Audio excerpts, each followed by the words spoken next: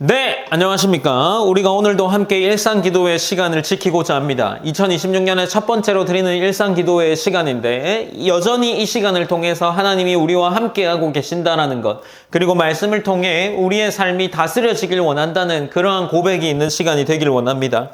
우리가 오늘 함께 나눌 말씀은 창세기 1장 14절에서 25절까지의 본문입니다.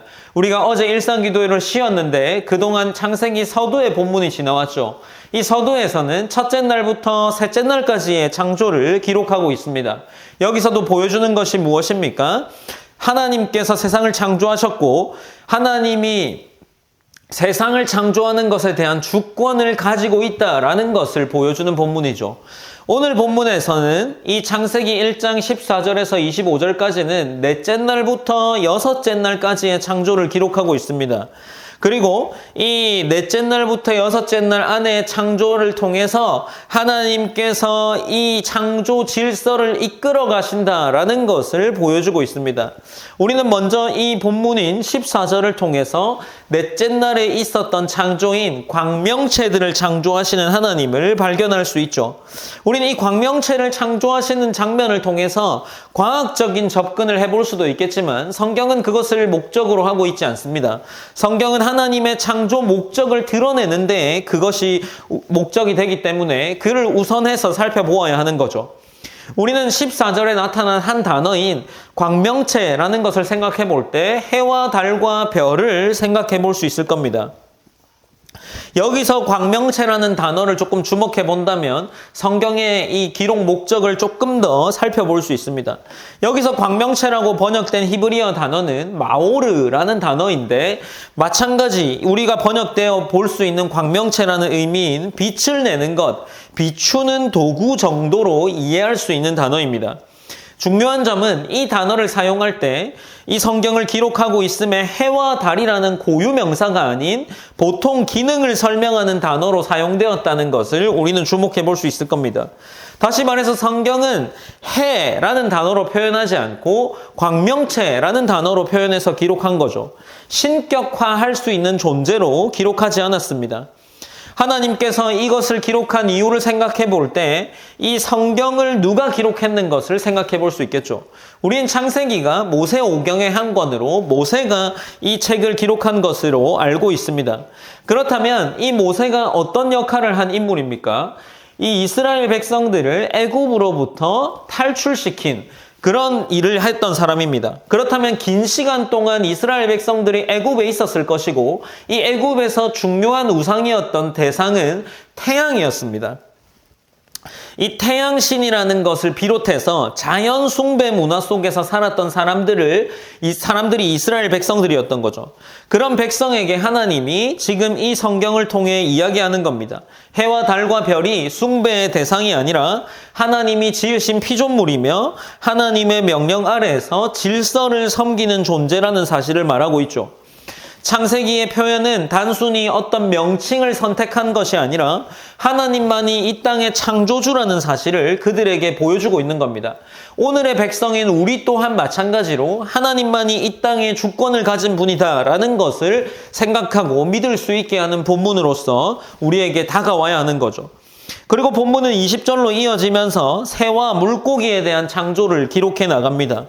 20절에서는 물들이라는 단어가 기록되어 있는데 둘째 날에 기록된 창조를 볼 때 하나님께서 궁창 아래의 물과 궁창 위의 물로 나누었다라고 기록합니다. 조금 더 풀어서 생각하면 지금 여기서 기록된 물들은 궁창 아래의 물로서 강과 바다를 의미하는 것으로 생각할 수 있겠죠. 그리고 하나님께서 그 가운데 생물이 번성하여 물에 충만하라 라고 이야기합니다. 이 하나님의 명령은 무엇이겠습니까? 생물이 우연으로 생겨났다라는 것을 보여주는 것이 아니라 하나님이 생명의 근원이시고 생명을 풍성하게 하는 분이라는 사실을 우리에게 보여주고 있습니다. 그리고 하나님께서 공중에 있는 것들을 창조하시는 거죠. 공중에 새를 두시고 마찬가지로 생명을 두십니다. 하나님께서는 이 사람이 잘 통제할 수 없는 영역인 곳에도 생명을 두셨고 그 생명이 우리의 말이 아닌 하나님의 말씀에 반응하도록 질서를 세우십니다. 이제 본문은 21절로 이어지면서 그 창조가 계속해서 이어져 나가는 것을 확인할 수 있습니다. 여기서는 큰 바다 짐승과 물에서 번성하는 움직이는 모든 생물을 종류대로라고 기록하는데 우리가 이 21절에서 반복되는 한 단어를 발견할 수 있습니다. 21절에서는 종류대로라는 단어가 반복되고 있죠. 이 종류대로라는 말을 생각해 볼 때 우리는 무엇을 알 수 있겠습니까? 창조가 무질서한 폭발이 아니라 하나님이 정하신 구분과 질서 안에서 이루어졌다는 겁니다. 하나님은 생명체를 마구잡이로 섞어서 놓은 분이 아니라 각각의 생명에게 고유한 자리와 그 역할을 주셨다는 것을 보여주는 거죠. 그리고 22절에서 그 창조된 생명에게 복을 줍니다. 이 복을 주셨다는 것은 세상이 그 생명으로 말미암아 충만하게 하시는 거죠. 하나님은 생명을 창조하시는 분일 뿐만 아니라 그 생명을 번성하도록 복을 주시는 분이라는 겁니다. 이제 23절을 지나서 24절부터는 여섯째 날의 창조가 시작됩니다. 특별히 여섯째 날의 창조에서 인간의 창조를 제외한 부분이 오늘 본문까지의 내용인 거죠. 하나님은 마찬가지로 앞서 반복된 단어인 종류대로라는 단어를 사용하셔서 24절에도 하나님이 이르시되 땅은 생물을 그 종류대로 내되 가축과 기는 것과 땅의 짐승을 종류대로 내라 하시니 그대로 되니라. 25절입니다. 하나님이 땅의 짐승을 그 종류대로, 가축을 그 종류대로, 땅에 기는 모든 것을 그 종류대로 만드시니 하나님이 보시기에 좋았더라라고 기록을 하고 있습니다. 하나님은 마찬가지로 그 질서를 만들어가고 계신 거죠. 이것은 우리로 하여금 창조 세계를 바라보는 관점을 다시 세우게 합니다. 하나님이 만드신 질서가 그 세계가 단 무질서한 것이 아니라 질서 있게 세워졌다는 겁니다. 그러므로 창조를 믿는다는 것은 곧 창조주 앞에 그 질서 앞에 겸손하겠다는 것을 고백하는 삶으로 이어져야 합니다. 이제 우리는 여기서 다시 한번 앞선 내용으로 조금 돌아가서 생각해 보길 원합니다. 하나님은 빛을 주관하시고 때와 날과 해를 정하게 하셨다라고 기록하는 부분이 오늘 본문 서두에 나옵니다. 중요한 것은 시간이 어떤 우상이나 운명에 의해 결정되는 것이 아니라 하나님이 세우신 질서 안에 운행된다라는 것이죠. 그래서 우리에게도 질문이 생깁니다. 우리가 오늘 첫 번째로 2026년 첫 번째로 한 해를 시작하며 일상기도회를 이끌어가고 있습니다. 우리는 무엇에 의해 시간과 마음이 끌려가고 있습니까? 새해 시작 가운데 우리는 하나님의 계획 속에 우리가 있다라는 것보다 무언가 내가 해야만 하는 일을 목적으로 두고 내가 이것을 이루겠다라는 것에 너무 심취해 있지 않나를 돌아보아야 합니다. 우리는 이 하나님께서 오늘 본문인 이 서두의 본문인 광명체를 창조하시고 그 시간이 하나님의 질서대로 흘러가셨다라는 것을 믿는다면 우리가 한 해를 시작하면서 우리 가운데 있어야 하는 고백이 하나님이 오늘도 우리를 다스리신다라는 것이 그 믿음이 그것을 붙드는 데서 올 한 해를 출발해야 하지 않나 싶습니다. 마찬가지로 본문은 하나님이 계속해서 이 천지창조에서 등장하는 본문은 말씀하셨다라는 표현과 그대로 되었다라는 결과입니다. 그리고 하나님이 보시기에 좋았다라는 평가인 거죠. 이것이 어떤 의미이겠습니까? 올 한 해를 시작하는 우리 가운데 하나님이 말씀으로 우리의 삶을 세울 수 있다라는 것을 보여주는 거죠. 하나님은 혼돈을 질서로 바꾸시는 세상의 창조를 보여주십니다.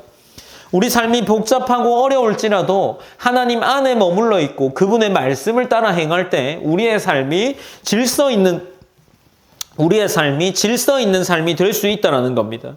그렇게 될 때 하나님이 말씀하시는 방향대로 우리의 삶이 이끌어가고 그때에 하나님이 하시는 평가가 보시기에 좋았더라라는 평가가 내려진다는 거죠.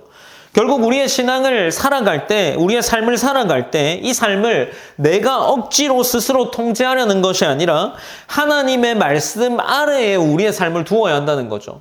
하나님이 일거수일투족을 어떻게 해라 라고 말씀하진 않지만 큰 맥락 속에서 우리가 추구해야 하는 것과 우리가 어떤 방향성을 가지고 삶을 이끌어가야 하는지는 우리 나름대로의 신앙을 가진 사람으로서 분별할 수 있을 겁니다.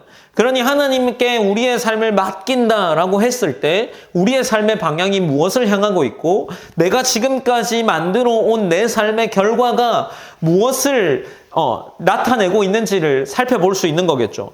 그때 하나님께서 우리에게 과연 보시기에 좋았다라고 평가할 수 있을지는 우리가 나름대로 분별할 수 있는 영역이 아닐까 싶습니다. 올 한 해를 시작하면서 이러한 것들을 고민해야 하는 것은 아닐까 생각해 봅니다.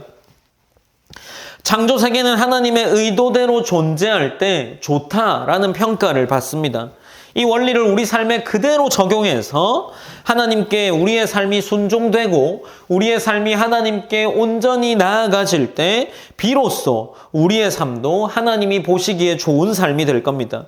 새해를 시작하면서 우리가 단순히 내 목적만을 추구하는 삶이 되지 않길 원합니다. 반면에 우리는 단지 편안한 삶만을 추구하는 것이 아니라 하나님이 보시기에 좋은 삶이 무엇인지를 고민하는 한 해가 되었으면 합니다.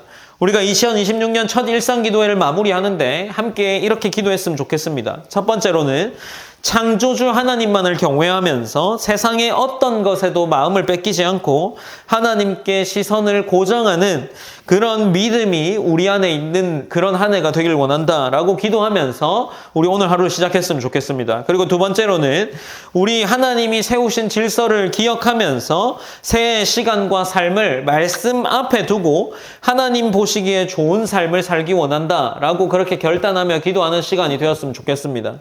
우리가 이 창세기의 말씀을 붙잡고 오늘 기도함으로 하루를 시작하기 원합니다. 제가 기도하겠습니다.